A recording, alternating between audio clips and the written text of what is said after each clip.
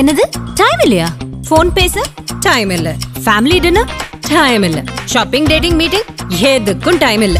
Make time. Take that holiday. GT Holiday. GT Holidays, South India's #1 travel brand. மணக்கும் Madurai mutton biryani, பஞ்சு மாதிரி பரமக்குடி பன் பரோட்டா, தொடக்கரி போண்டா, இறால் வடைய சாப்பிட பாண்டி பஜார் பசும்பொன் ரெஸ்டாரண்ட்டுக்கு வாங்க. இனி மதுரை உணவை சென்னையிலேயே ருசிக்கலாம். படம் ரிலீஸ் ஆகி கலவையான விமர்சனங்கள் வந்துகிட்டே இருக்கு. முதல் நாள் வசூல் எப்படி இருக்கு? விடாமுயற்சி உங்களோட பார்வையில் எப்படி? 2 வருஷத்துக்கு பிறகு அஜித் படம் வருது அப்படிங்கிற ஒரு ஆர்வத்தோட மக்கள் போனாங்க. அப்படிங்கும் போது அந்த எதிர்பார்ப்பை பூர்த்தி பண்ணியிருக்கிறதா படம் அப்படின்னா அது இல்லைன்னு தான் சொல்லணும். அஜித் ரசிகர்கள் என்னென்ன எதிர்பார்ப்பாங்க, அதெல்லாம் இல்லாத ஒரு படம், யதார்த்தமான ஒரு படமா அப்படின்னு சொன்னாலும் கூட, ஆனா அதே நேரத்தில் அவருடைய இமேஜை காலி பண்ணாம இருக்கும். ஆனா இந்த படத்துல அதை காலி பண்ணி வச்சிருக்காங்க. வயல் திருமணியை பொறுத்த வரைக்கும் என்ன சொல்றாரு, இந்த கதையை அஜித் தான் சூஸ் பண்ணாரு அப்படின்னு சொன்னாலும் கூட ஒரிஜினல் பிரேக் டவுன் படத்துல இந்த மாதிரியான இதெல்லாம் இருக்காது. ஆனா அதுல என்னன்னா இந்த அளவுக்கு ஒரு மாஸ் ஹீரோ வச்சு இந்த கதையை ஏன் பண்ணணுங்கிற ஒரு பெரிய கேள்வி. திரைக்கதையில முழுவதுமாக கோட்டை விட்டு விட்டார் மயில் திருமணிங்கிறதுல மாற்று கருத்தையில ஆணித்தரமா சொல்லுவோம். இப்படி ஒரு கதையை உங்கள்கிட்ட கொடுத்த பிறகு யாரை வச்சு படம் பண்றாங்கிறது ஒரு விஷயம். இந்த அஃபேர்ன்ற விஷயமே அஜித் அவர்களுக்கு அங்கிருந்தே ஒரு இது இருந்துச்சு, கருத்து வேறுபாடு இங்கே தான் தொடங்குச்சு அப்படின்னும். அந்த லைனே தவறான லைன். ஒரு மாஸ் ஹீரோ வந்து மனைவிக்கு வேற ஒரு அஃபேர் இருக்கு, அது ஒரு வந்து ஏறக்குறைய ஒரு அக்செப்ட் பண்ணிக்கிட்ட மாதிரி தான் காட்டுறாங்க. ஆனா என்னன்னா ஒரு படத்துல பெரிய ஆறுதல்னா அஜித் வந்து ஒன்னும் அப்படியே இருக்கிறாரு. எங்க இருக்க அஜித் எல்லாம் இன்னொரு 30 வருஷத்துக்கு முன்னாடி பார்த்து அஜித் மாதிரியே இருக்கிறாரு.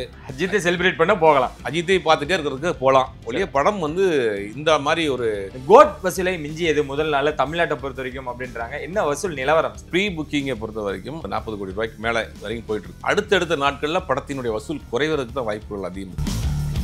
முக்கிய நிகழ்வுகளை உடனுக்குடன் குறிஞ்செய்தி வேலையாக தெரிஞ்சுக்கல ஆதன் சிலை டவுன் பண்ணுங்க. டிஸ்கிரிப்ஷன் லிங்க் இருக்கு. ஆதன் சினிமா நேயர்கள் அனைவருக்கும் ஒரு பெரிய வணக்கம் அண்ட் வெல்கம் டு ஷோ. இன்னைக்கு நம்ம கூட சுபர் சார் இணைஞ்சிருக்காங்க. நிறைய விஷயங்கள் வழக்கம் போல பேச போறோம். வணக்கம் சார். வணக்கம். எப்படி இருக்கீங்க? நல்லா இருக்கேன். சரி, இப்போ நான் இங்கிருந்து தொடங்குறேன் சார். ஜனநாயகன் அங்கிருந்து நான் தொடங்கணும்னு நினைக்கிறேன். ஏன்னா அதை பத்தின விஷயங்கள் சமூக வலைத்தளங்கள் நிறைய வந்துகிட்டே இருக்கு. 2026 பொங்கலுக்கு தான் படம் ரிலீஸ் ஆக போகுது அப்படின்றாங்க. எவ்வளவு சாத்தியம், எவ்வளவு உண்மை அது? இல்ல, படம் அதுக்கு முன்னாடி முடிஞ்சிடும். ஓகே, படப்பிடிப்பு எல்லாமே படப்பிடிப்பு மேக்ஸிமம் இப்போ வந்து அவங்க ஒரு 60% மேல முடிச்சிட்டாங்க. ஓகே, படப்பிடிப்பு வேகமாக நடந்துட்டு இருக்கு. ஏன்னா இன்னும் வந்து ஏப்ரலுக்குள்ள அவர் முழுவதுமா டப்பிங் முதல் கொண்டு முடிச்சுட்டு இந்த படத்துல வெளியே வந்துருவார். வந்துட்டு அதுக்கு பிறகு முழுக்க அரசியல் போறாரு.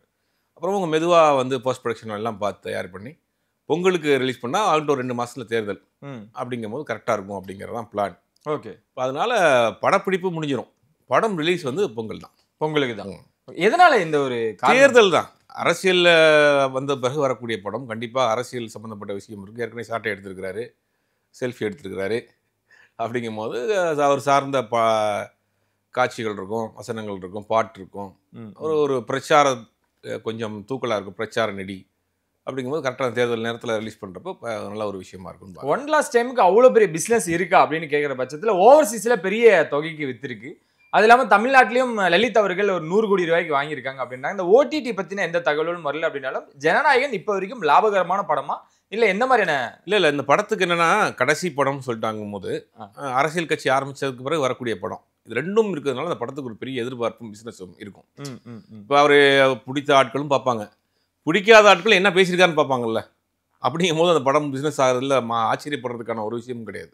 ஓகே, பிஸ்னஸ் வைஸ் பார்க்குறப்ப அந்த பழைய படத்தை காட்டிலும் கோட்டை காட்டிலும் அதிகமான பிஸ்னஸ் நடக்கிறதுக்கு தான் வாய்ப்புகள் அதிகம். விடாமுயற்சி அங்கிருந்து நான் தொடங்கியிருக்கணும். ஆனால் ஜனநாயகன் இருந்து நான் தொடங்கிட்டேன். படம் ரிலீஸ் ஆகி கலவையான விமர்சனங்கள் வந்துகிட்டே இருக்கு. முதல் நாள் வசூல் எப்படி இருக்கு? விடாமுயற்சி உங்களோட பார்வையில் எப்படி?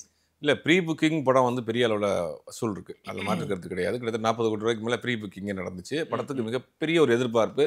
2 வருஷத்துக்கு பிறகு அஜித் படம் வருது அப்படிங்கிற ஒரு ஆர்வத்தோட மக்கள் போனாங்க. எல்லாரும் நம்ம அப்படி தான் பார்க்க போனோம். அப்படிங்கும் போது அந்த எதிர்பார்ப்பை பூர்த்தி பண்ணியிருக்கிறதா படம் அப்படின்னா அது இல்லைன்னு தான் சொல்லணும். ஓகே, ஏன்னா அஜித் மாதிரி ஒரு மாஸ் ஹீரோவை அஜித்தினுடைய இது வரைக்கும் இருக்கல ஒரு இமேஜ், அந்த இமேஜ் சுக்குநூறாக நொறுக்கி இருக்கக்கூடிய படம் தான் விடாமுயற்சி. எந்த வகையில்?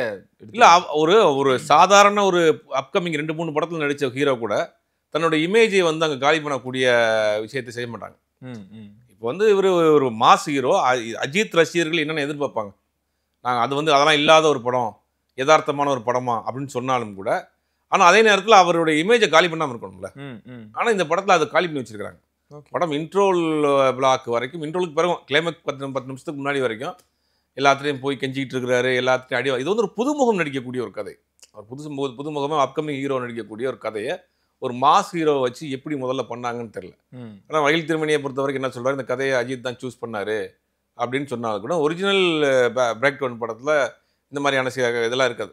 ஓகே, பெரும்பாலும் இருக்காது. ஆனால் இதில் நிறையா இது மாற்றிருக்கிறாங்க. மாற்றிட்டு அந்த ஃப்ளாஷ்பேக் காட்சிகள் மற்ற விஷயங்கள்லாம் மாற்றிருக்காங்க. மற்றபடி அந்த போர்ஷன் மட்டும் அப்படியே பண்ணியிருக்காங்க. ஆனால் அதில் என்னென்னா இந்த அளவுக்கு ஒரு மாஸ் ஹீரோவை வச்சு இந்த கதையை ஏன் பண்ணணுங்கிற ஒரு பெரிய கேள்வி இருக்கு. சப்போஸ் அப்படி அடம்பிடிச்சு அஜித் இந்த கதையை நீங்கள் தான் பண்ணணும்னு சொல்லியிருந்தாலும் கூட ஒரு ஆஸ் ஏ டைரக்டராக அதை கன்வின்ஸ் பண்ணியிருக்கணும் ஃபர்ஸ்ட்டு. ஓகே, இல்லையா வேறு வழியில் அந்த படத்தை பண்ணி தான் ஆகணும் அப்படின்னா அதை ஸ்க்ரீன் பிளேயில் உட்காந்து பண்ணியிருக்கலாம். இந்த கதை வந்து பெரிய கதையெல்லாம் கிடையாது. இந்த கதையை எப்படி வேணாலும் ஸ்க்ரீன் பிளே பண்ணலாம். போனாங்க, என்ன நடந்துச்சு, அதுக்கு பிறகு அப்படிங்கிற மாதிரியான காட்சிகளை சீன் பை சீன் இவரே அவருடைய திறமையினால் அந்த இதை கண்டுபிடிச்சாருங்கிற மாதிரி கொண்டு போயிருந்தாங்கன்னா சூப்பராக இருந்திருக்கு படம். அதை வந்து அதில் அந்த ஸ்க்ரீன் பிளேலாம் விட்டதில் அஜித்தினுடைய இது வரைக்கும் வச்சு இந்த இமேஜ் எல்லாம் காலி பண்ணி அப்படின்ற மாதிரி ஒரு மாதிரி அந்த படத்தை முடிச்சு வச்சிருக்காங்க. இப்போ ஓகே, எங்கே சார் முரண் ஏற்படுது இந்த கதையில்? கதைனா திரைக்கதை தான். திரைக்கதையில் முழுவதுமாக கோட்டை விட்டு விட்டார் மகிழ் திருமேனிங்கிறதுல மாற்று கருத்தை எல்லாம் ஆணித்தரமாக சொல்லலாம். இப்படி ஒரு கதையை அவங்கள்ட்ட கொடுத்த பிறகு யாரை வச்சு படம் பண்ணுறோங்கிறது ஒரு விஷயம் இருக்குது. இப்போ நீங்கள் வந்து ரஜினிகாந்த் அவர்கள் சீரட்டை தூக்கி போட்டு சுடுவார், திருப்பி வாயில் வந்து விழுவோம். இதே இது வேறு யார் பண்ணாங்கன்னா காமெடி அப்படின்னு வடிவேல் சொல்லுவார், விவேக் சொல்வார் இல்லையா, இதெல்லாம் நான் சொன்னால் சிரிச்சிருவானுங்கப்பா அப்படின்னு சூரி சொல்வாரா, சூரி அந்த மாதிரி தான். அப்போ ஒவ்வொருத்தவங்களுக்கும் ஒரு இமேஜ் இருக்குல்ல, அந்த இமேஜை நோக்கி தான் ஆடியன்ஸ் வர்றாங்க. நீங்கள் இந்த ஒரு வித்தியாசமான முயற்சி பண்ணுறோன்னு ஒரு புது முக நடிகரை வச்சு பண்ணி போகலாம். இனிமேல் அவர் ப்ரூஃப் பண்ணி என்ன ஆக போகிறாரு? ஆல்ரெடி ப்ரூஃப் பண்ணிட்டாரு. 40-30 வருஷமாக சினிமாவில் ப்ரூஃப் பண்ணிட்டாரு. நீங்கள் இனி அவரை வச்சு என்னத்தை சாதிக்க போகிறீங்க? ஓகே, ஒன்றும் நீங்கள் அந்த கதையே திரைக்கதையில் அந்த அஜித் ரசிகர்களுக்கு தகுந்த மாதிரி நம்புகிற மாதிரி சுவாரஸ்யமாக பண்ணியிருக்கணும். இந்த அஃபேர்ன்ற விஷயமே அஜித் அவர்களுக்கு அங்கிருந்தே ஒரு இது இருந்துச்சு, கருத்து வேறுபாடு இங்கே தான் தொடங்குச்சு அப்படின்னும் சிலர் தெரிவிச்சுக்கிட்டு. இல்லை, அதுவே அந்த லைனே தவறான லைனு. ஓகே, ஒரு மாஸ் ஹீரோ வந்து மனைவிக்கு வேற ஒரு அஃபேர் இருக்கு, அதை இவர் வந்து ஏறக்குறைய அக்செப்ட் பண்ணிக்கிட்ட மாதிரி தான் காட்டுறாங்க. அமைதியாக இருக்கிறாரு, கண்டிக்க மாட்டேங்கிறாரு அப்படிங்கிறாரு, எல்லாமே இவருக்கு தெரிஞ்சுக்கிட்டே அமைதியாக இருக்கிறாரு அப்படிங்கிற மாதிரி 2 பேரும் வந்து புதுசாக 2 பசங்க வர்றானுங்க, மிரட்டிட்டு போகிறானுங்க. அப்புறம் அங்கே போய் பார்த்தா அவனுங்க வில்லன் கோஷ்டி கட்டி வச்சு அடிக்கிறானுங்க, அவர்கிட்ட கெஞ்சிறாரு, போலீஸ் ஸ்டேஷனில் போய் கெஞ்சிறாரு, பாரில் போய் கெஞ்சிறாரு. இது என்னது ஒரு மாஸ் ஹீரோ பண்ணுற படமா இது? அப்போ நீங்கள் ஒரு ஹீரோ சொன்னாலும் டைரக்டர் அவர் எங்கே இந்த இதில் விட்டார்? அப்போ ஏனோதனன்னு போயிருக்கு. 2வது லொக்கேஷன், ஒரு ஒரு பாலைவனம், ஒரு பாரு, ஒரு குடோனு, இந்த 4 லொக்கேஷன் தான். இதுக்கு எதுக்கு நீங்கள் அசர்பைஜான் போகணுங்கிற தேவையில்லையே. ஓகே, அது நம்ம இங்கே ராஜஸ்தானில் எடுத்துகிட்டு போயிடலாம். இந்த பார் சீனோ மற்ற எல்லாம் செட்டு போட்டு எடுத்துகிட்டு போயிடலாம். அந்த அசர்பைஜான் போர்ஷனால தான் படமே டிலே ஆச்சு. அங்கே போனாங்க, அந்த புழுதி புயல் அடிச்சுது, அப்புறம் திருப்பி வந்தாங்க, அப்புறம் போனாங்க, அதுக்கு பிறகு ஒருத்தர் இறந்து போனார். இவ்வளோ சிக்கல் அசர்பைஜான் லொக்கேஷன். அப்படி லொக்கேஷனில் போய் என்னத்தை நீங்கள் காமிச்சிங்க? ஒன்றும் காட்டல சார். அஜித்தை பூமர்னு சொல்லக்கூடிய அந்த இடங்கள்லாம் வரும்பொழுது தேட்டரில் அவங்க ரசிகர்கள் கொந்தளிக்கிறாங்க. அதுக்கு எப்படி சார் பெர்மிஷனோ இல்லை அதை ஏற்றுக்கிறாரோ? இல்லை, அஜித்தை பொறுத்தவரைக்கும் அந்த இமேஜுக்குள்ளே இருக்க வேணாம்னு நினைக்கிறார். அது அவருடைய பெருந்தன்மை. நமக்கு ஒரு இமேஜுக்குள்ளே இருக்க வேணாங்கிறதுல ஒரு பெருந்தன்மையாக இருக்கார். அதை அந்த அஜித்துடைய பல்ஸை தெரிஞ்சு ஒருத்தர் படம் பண்ணும். கே.எஸ். ரவிக்குமார்னா ஒரு பக்கம் ரஜினிகாந்த் படம் பண்ணுவார், ஒரு பக்கம் இந்த பக்கம் கமல்ஹாசன் படம் பண்ணுவார். ஏன் ரஜினிகாந்த் படம்ன்ற படத்தை கமல்ஹாசன் பண்ண வச்சு தெரியாதா? புரியுது. யாருக்கு என்ன செய்யணுங்கிற ஒரு லிமிட் இருக்குல்ல, அதனால தான் இவ்வளோ நாள் அவர் தொடர்ந்து படம் பண்ணிட்டு இருக்காரு. அவை சண்முகின்னு ஒரு ஃபுல் அண்ட் ஃபுல் காமெடி படம் பண்ணுறாரு, இந்த பக்கம் படையப்பான்னு அவருக்கு ஒரு ஃபேண்டசி படம் பண்ணுறாரு. அப்படிங்க ஒரே டைரக்டர் தான் 2 டைமென்ஷனில் பண்ணுறாரு. அப்போ யாருக்கு என்ன பண்ணணும்னு தெரியணும்ல. இப்போ அஜித் ரசிகர்கள் எதுக்கு தேட்டருக்கு வர்றாங்க? அஜித்தை பார்த்து கொண்டாடணும்னு வர்றாங்க. அதை ஃபுல்ஃபில் பண்ணணும்ல. நீங்கள் அங்கே வந்து சரி அப்படி புதுசான ஒரு கதையை சொல்லிட்டுனா கூட பரவாயில்ல, அஜித்தை வச்சு ஒரு 4-5 கெட்டப் போட்டு அஜித்தை வேற டைமென்ஷனில் காமிச்சு ஒரு ரசிகர்களை திருப்திப்படுத்திட்டீங்கன்னா கூட அதுவும் இல்லை. ஆனால் என்னென்னா ஒரு படத்தில் பெரிய ஆறுதல்னா அஜித் வந்து ஒன்றும் அப்படியே இருக்கிறாரு. அது இன்னொரு இந்த எங்கே இருக்க அஜித்லாம் இன்னொரு 30 வருஷத்துக்கு முன்னாடி பார்த்த அஜித் மாதிரியே இருக்கிறாரு. அந்த ஒரு இது வந்து இருக்குது. அஜித் ரசிகர்களுக்கு அது ஒரு திருப்தி தான். அஜித்தை செலிப்ரேட் பண்ண போகலாம், அஜித்தை பார்த்துட்டே இருக்கிறதுக்கு போகலாம். ஒளிய படம் வந்து இந்த மாதிரி ஒரு இதில் பண்ணி வச்சிருக்காரு. சிலர் வந்து நீங்கள் கேட்ட மாதிரி காலையிலேருந்தே வந்து படத்தில் நாத்திருந்தாங்க அந்த வியூஸ் போகிறதுக்காக சில பெய்டு ரிவ்யூஸ் எல்லாம் பார்த்தீங்கன்னா சொல்லி வச்ச மாதிரி ஒரே ரிவ்யூ இருக்கும். அதே ஆட்கள் வந்து ஒரிஜினல் ரிவ்யூ வந்த பிறகு அப்படி மாற்றிட்டாங்க. ஓகே, அப்போ நாளைக்கு நீங்கள் இந்த படத்துக்கு ரிவ்யூ பண்ணாலும் உங்களை யார் நம்புவா? நீங்கள் ஏன் இந்த வேலையை பார்க்குறீங்க? நல்லா இருந்தால் நல்லா இருக்குன்னு சொல்லுங்கள், நல்லான்னு சொல்லுங்கள் படத்தை. அஜித் இந்த படத்துக்கு நம்மளே சொன்னோம், ஏகப்பட்ட எதிர்பார்ப்பு இருந்துச்சு. நிறைய நம்மளே படத்துக்கு முன்னாடி நிறையா பேச்சு இருக்கோம். நமக்கு அஜித் நமக்கும் பிடிக்கும். அஜித் படம் 2 வருஷம் கழிச்சு வருதுன்னு பார்க்குறோம். பட் நல்லா இல்லையே அப்படிங்கும் போது படம் நல்லான்னு சொல்லிட்டு போங்க. அதே ஆள் சாயங்காலம் அடுத்த நாள் ரிவ்யூவில் வந்து நல்லா இல்லைன்றீங்க.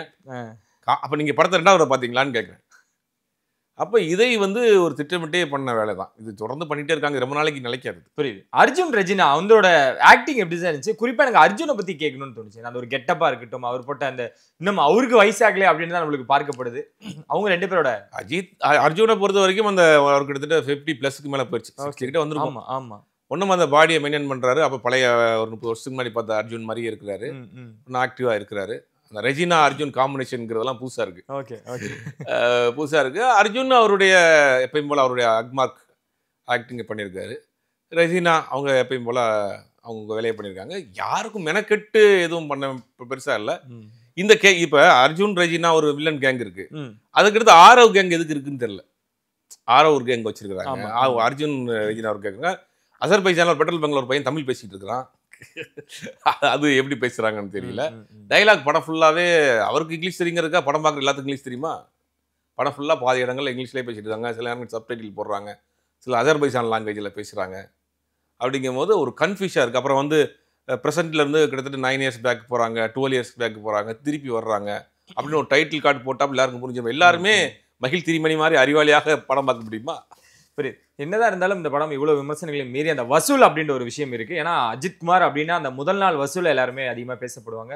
இந்த கோட் வசூலை மிஞ்சியது முதல் நாள் தமிழ்நாட்டை பொறுத்த வரைக்கும் அப்படின்றாங்க. என்ன வசூல் நிலவரம் சார்? இல்லை, ஃபர்ஸ்ட் ப்ரீ புக்கிங்கை பொறுத்த வரைக்கும் அது ஆல்ரெடி 3 நாள் புக் பண்ணப்பட்ட விஷயம். அது 40 கோடி ரூபாய்க்கு மேலே வரைக்கும் போயிட்டு இருக்கு. பட் இதுதான் இன்னைக்கு உள்ள நிலவரம்.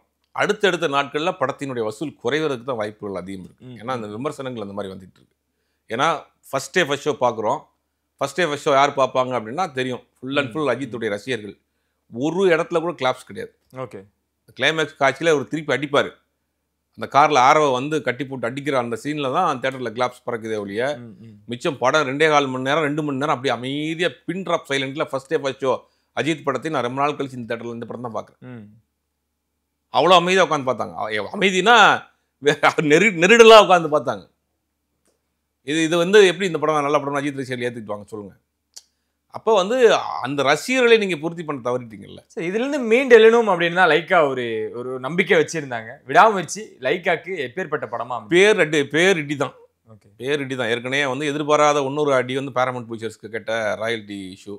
ஓகே, அதுக்கு பிறகு இந்த படத்தினுடைய இந்த பெரிய தோல்வி அப்படிங்கிறதெல்லாம் அவங்க எந்திரிக்க முடியாத அளவுக்கு அடி தான். ஏற்கனவே தொடர்ந்து அடியை கொடுத்துக்கிறாங்க. இனி அடுத்து தொடர்ந்து படம் பண்ண போகிறாங்களாங்கிறதும் தெரியல. ஏன்னா லைக்கா மாதிரியான நிறுவனங்கள் தொடர்ந்து படம் பண்ணுறது ஒரு ஆரோக்கியமான விஷயம். தமிழ் சினிமாவில் நிறைய பேருக்கு வேலை கிடைக்கும். பொன்னியின் செல்வன் மாதிரியான படத்தெல்லாம் லைக்காவை தவிர யாரும் தயாரிச்சிருக்க முடியாது. ஏன்னா எம்ஜிஆர் காலத்திலேயே ட்ரை பண்ணி அந்த படத்தை கைவிட்டுட்டாங்க. அதை வந்து பண்ணி காமிச்சது வந்து லைக்கா தான். அப்புறம் அந்த மாதிரியான நிறுவனத்தை இந்த மாதிரி ஒரு நிலைமைக்கு போயிருக்கிறது உண்மையிலேயே வரத்தக்க விஷயம்தான். நம்ம ஏப்ரல் 10 எல்லாரும் அதிகமாக இப்போ பேசப்பட்டு இருக்காங்க. என்னதான் நடுவில் வீரதீர சூரன் வந்தாலுமே கூட ஏப்ரல் 10 இட்லி கடையும் குட் பேட் அகலியும் வரிஞ்சு கட்டிக்கிட்டு இருக்காங்களே, அது எப்படி சார் எடுத்துக்கலாம்? எப்படி பார்க்கறது நம்ம? ஏன்னா இட்லி கடையை வந்து இன்னும் ஷூட்டிங் போர்ஷன்ஸ் கொஞ்சம் இருக்கு அப்படின்னாலுமே கூட இல்லை நாங்கள் வரோம் அப்படின்னு சொல்லிட்டு அருண் விஜய்க்கு ஒரு போஸ்டோட அவங்க மறுபடியும் ஆணித்தனமாக சொல்லியிருக்காங்க. ஸோ அதை எப்படி எடுத்துக்க? குட் பேட் அகலி தள்ளி போகிறதுக்கு வாய்ப்பு இருக்கு. ஓகே, குட் பேட் அகலி வந்து அந்த ஓடிடி நிறுவனம் வந்து கொஞ்சம் டேட்டா தள்ளி வைங்க. ஏன்னா இப்போ தான் இது ரிலீஸ் ஆயிருக்கு விடாமுயற்சி. ஒரு 2 மாசமா ஸ்ட்ரீமிங் பண்ண பிறகு தான் நம்ம அடுத்த படத்தை பண்ணுறதுக்கு ஈஸியாக இருக்கும். அதனால கொஞ்சம் தள்ளி வைங்க. ஏப்ரல்ங்கிறது May 1 அப்படி கூட வைங்கன்ற மாதிரி பிளான் பண்ணுறாங்க. ஆல்ரெடி அவங்க May 1 தான் பிளான் பண்ணிட்டு இருக்காங்க. ஆமாம் ஆமாம், அஜித்தோடைய பர்த்டே. அதுக்கு தான் வர்றதுக்கு 100% வாய்ப்பு இருக்கு. இவங்க தரப்புலும் சொல்றாங்க, ஓடிடி தரப்புல வந்து அதுதான் கொடுக்கப்படுது. இட்லி கடையை பொறுத்த வரைக்கும் ஒரு பெரிய பஞ்சாயத்து இருந்துச்சு நித்யா மேனனுக்கும் தனுஷுக்கும். ஓகே, வாங்கி நித்யா மேனனுக்கும் தனுஷுக்கும் ஆரம்பத்தில் இருந்த இணக்கம் வந்து ஷூட்டிங் ஸ்பாட்டில் முட்டிக்கிச்சு. சரி, இவங்களை வந்து ரொம்ப டிலே பண்ணி ஷாட்டுக்கு கூப்பிட்றாங்க. நித்யா மேனனை உட்கார வச்சுட்டு வந்து வேற ஒரு ஷாட் எடுத்துகிட்டு இருக்கிறாங்க.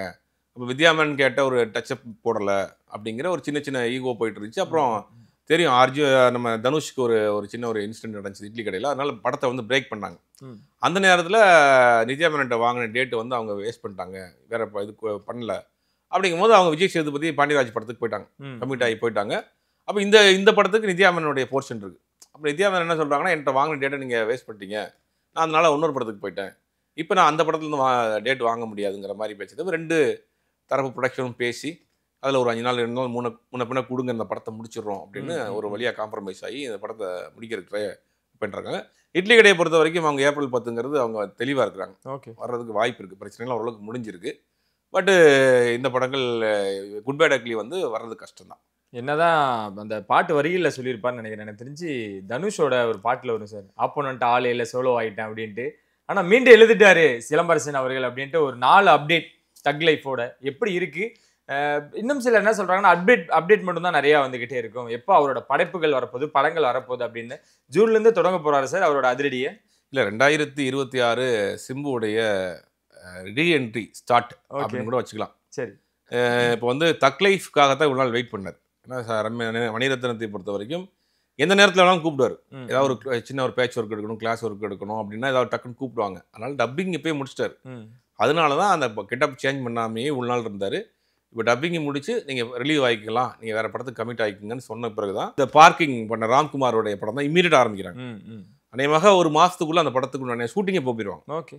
போயிட்டு அதை முடிச்சுட்டு அதுக்கு பிறகு டிராகன் படம் டைரக்டர் அஸ்வந்த் மாரிமுத்து படம், அதற்கு பிறகு தேசிங்க பெரியசாமி படம், இந்த 3 படத்தினுடைய லைன் அப் வச்சிருக்காரு. 50 பண்ணாம 51 பண்ணிட்டு தான் 50. ஆமா ஆமா ஆமா. தேசிங்க பெரியசாமி படம் பெரிய ப்ராஜெக்ட். எது சார் 50 தயாரிப்பாளர் ஆனார் சிலம்பரசன்? இல்ல, அந்த படத்தினுடைய பட்ஜெட் வந்து பெரிய பட்ஜெட். ஓகே. அது நிறைய எல்லாருக்கும் பேசிட்டாங்க, எல்லாருக்கும் தெரியும். பெரிய பட்ஜெட். முதல்ல ராஜ்கமல் ஃபிலிம்ஸ் சோனி லிவ் சேர்ந்து தயாரிக்கக்கூடிய படமா இருந்தது. ஓகே. அமரன் படத்துக்கும் சோனி லிவுக்கும் போட்டிருந்த அக்ரிமெண்ட் கேன்சல் ஆனதுலேருந்து ராஜ்கமல் ஃபிலிம்ஸ் சோனி லிவுக்கு பண்ணக்கூடிய அக்ரிமெண்ட் ஃபுல்லாகவே கேன்சல் ஆயிடுச்சு. அப்போ இது ஒரு பெரிய பட்ஜெட் படம் அப்படிங்கிறதுனால ராஜ்கமல் ஃபிலிம்ஸ் படம் பண்ணுறதே ஒரு பாட்டி வச்சிருக்காங்க. இப்போ எந்த படம் பண்ணல. அப்போ அதில் வேறு வழி இல்லாமல் அங்கேருந்து வெளியேற வேண்டிய சூழ்நிலை வந்துருச்சு. அப்புறம் வேற ஒரு ப்ரொடியூசர், ஒரு என்ஆர்ஐ ப்ரொடியூசர் தான் இந்த படத்தை பண்ணுறதாக இருந்தது. அதுவும் டிலே ஆகிற மாதிரி இருக்கிறதுனால சிம்பு நானே பண்ணுறேன் அப்படிங்கிற முடிவுக்கு வந்துட்டார். இப்போ அவருடைய கம்பெனி ஒன்று ஆரம்பிச்சு ஓகே அந்த படத்தில் பண்ணுறாரு. மினிமம் ஒரு 100 to 150 கோடி ரூபா வரைக்கும் இந்த படம் செலவு. ஒரு ஒரு பீரியட் படம் தான் இது. வந்து ஒரு பாகுபலி மாதிரியான ஒரு பீரியட் படம் தான் இது. சிம்பு சரியாக இருப்பார் அப்படின்னு தேசிங் பெரியசாமி உறுதியாக நம்பி 3 வருஷம் உட்காந்துருக்காரு. சிம்புவும் அந்த கதையின் மீது மிகப்பெரிய ஒரு நம்பிக்கை வச்சிருக்கிறாரு. அப்படி ஒரு பெரிய 2 பேருக்குமே ஒரு நம்பிக்கை இருக்குன்னா அது ஏதோ ஒரு விஷயம் இருக்கு இல்லையா? ஓகே. அதனால தான் ஒரு பெரிய ரிஸ்க் எடுத்து தானே அந்த படத்தை தயாரிக்க முன் வந்திருக்காரு. சார் 150 கோடியில் உருவாக போகுது அப்படின்றப்ப அதில் குட்டி சிலம்பரசனையும் நம்ம பார்க்க முடிஞ்சது. இந்த போஸ்டரை நான் சொல்கிறேன் சார். ப்ரொமோவும் சீக்கிரமாக வெளியிட போகிறதான்னு சொல்லிட்டு இருக்காங்க. ஆக்சுவலாக ஒரு செய்தி என்னன்னா, அவர் பர்த்டே அன்னைக்கு அந்த ப்ரொமோ வர வேண்டியது. ஓகே. அதுக்கு உண்டான ஏற்பாடுலாம் பண்ணி ஆக்சுவலாக ஷூட் பண்ணுறதுக்கு உண்டான பிளான்லாம் பண்ணிட்டாங்க. சரி. கடைசி நேரத்தில் தக் லைஃப்பில் ஒரு இது, அப்புறம் 2வது ஒரு ஷோ ஒன்று நடந்துச்சு. அதுக்கு போனதுனால அந்த டைம் இல்லாமல் போயிடுச்சு. இல்லாட்டி அன்னைக்கு பர்த்டே அன்னைக்கு அந்த ப்ரோமோ வர்றது தான் பிளான். பட் அது இப்போ இமிடியேட்டாக ஆரம்பிக்க போகிறாங்க. எவ்வளோ சாத்தியம் சரி நீ முழு வீச்சில் சிலம்பரசன் அவர்கள் படப்பிடிப்பில் இருக்க போறாரு அப்படின்றது? இல்லை சார், ஸ்டார்ட் பண்ணிட்டாரே. ஓகே. நீங்கள் எல்லாத்தையும் சரி பண்ணிட்டு பழைய அதை கழிதலும் புதியதை பூத்தி சரியாயிட்டார், ஸ்டடி பண்ணிட்டாரு, அந்த ரேஸில் இணைஞ்சிட்டாரு. நீ பேக் டு பேக் அவருக்கும் பார்த்துட்டு இருப்பார்ல, அவர் நமக்கு பின்னாடி வந்தாலும் என்ன பண்ணிட்டு இருக்கிறாங்க அப்படின்ற போது அதாவது சிம்புவை பொறுத்த வரைக்கும் இது வரைக்கும் வந்த கம்ப்ளைண்ட் என்னன்னா லேட்டாக வர்றாரு அப்படி இப்படின்னு சில கம்ப்ளைண்ட் வரும். அது என்னன்னா அவர் 16-17 வயசுலேயே நடிக்க வந்துட்டார். சினிமாவினுடைய அந்த நூக் அண்ட் கார்னர், யார் நல்லவன் யார் கெட்டவன் யார் நண்பர் எதுவுமே தெரியாது. சினிமாவுக்கு உண்டான ஒரு சில முகங்கள் இருக்குல்ல, அதுவும் செய்ய தெரியாது. பிறந்ததுலேருந்து நடிச்சிட்டு இருக்கிறாரு. இல்லை, சினிமாவுக்கு உண்டான சில முகம் இருக்கு. திரையில ஒன் மாதிரி அடிப்பாங்க, திரையில ஒன் மாதிரி அடிப்பாங்க. இப்போ இருக்கிற இளம் நடிகர்லாம் பெர்ஃபார்மன்ஸ் பின்னி எடுக்கிறாங்க. சினிமாவில் இல்லை, ரியலாக பின்னி எடுக்கிறாங்க. ஓகே. அது மாதிரி அந்த மாதிரிலாம் சிம்புக்கு தெரியாது. என்ன இருக்குது அப்படி டக்குன்னு கேமரா இருந்தாலும் இல்லாட்டியும் இங்கே இருக்கிறது அப்படி பேசிக்கிறதுனால ப்ளஸ்ஸும் அதுதான் மைனஸும் அதுதான். அதை தான் ரசிகர்கள் ரசிக்கிறாங்க. மற்ற இடங்கள் அதான் சிக்கலும் ஆயிடுது. இப்போ இதெல்லாம் தாண்டி இன்றைக்கி ஒரு பக்குவப்பட்டார். இன்றைக்கி அவர் 40+42 இயர்ஸுங்கிற போது கிட்டத்தட்ட ஒரு 20 வருஷம் 25 வருஷம் சினிமாவில் பல ஏற்ற இறக்கங்கள் பல மனிதர்களை பார்த்துட்டு வந்திருக்கிறார். அப்படிங்கும்போது இன்னி ஒரு பக்குவப்பட்ட சிம்புவா செகண்ட் இன்னிங்ஸ் ஸ்டார்ட் பண்ண போகிறாரு. சரி, ரொம்ப நன்றி சார். வழக்கம் போல் நிறைய விஷயங்கள் எங்களோட பகிர்ந்துக்கிட்டு நன்றி.